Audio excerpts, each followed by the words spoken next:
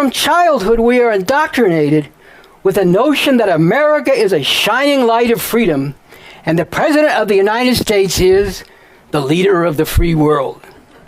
Well, when has this been true? Was it true during all the years of slavery?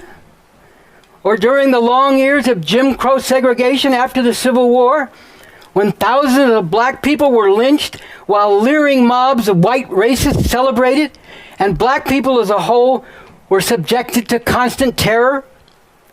Is this a shining light of freedom now, when black people have to take to the streets demanding, "Stop killing us," because the police kill 1,000 people every year, many of them unarmed, especially black people, Latinos, and Native Americans? When millions of women are battered and huge numbers are raped every year in this country, is this a shining light to the world? And what is this free world? Does it include the countries where the U.S. has backed and armed military juntas and other oppressive dictatorships with their bloodthirsty death squads terrorizing the people over the last 100 years and more throughout Latin America and many other parts of the world? Does it include today countries such as Saudi Arabia, Egypt, and Turkey, all allies of the U.S.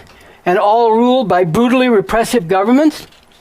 Or what about the Philippines, where the government has carried out the cold-blooded murder of more than 10,000 people within the last year, and the head of state, Duterte, openly boasts of this? Does the free world include Israel, a nuclear-armed state that has occupied Palestinian land in flagrant violation of UN resolutions for 50 years, and forcibly maintains over 1 million Palestinian people in Gaza in what amounts to an open-air prison, living barely above survival level, and subject to repeated bombardment by Israeli armed forces, which in 2014, with full support from the U.S. government, headed then by Obama, killed over 2,000 people in Gaza. The overwhelming majority civilians, hundreds of them children. Is all this the free world?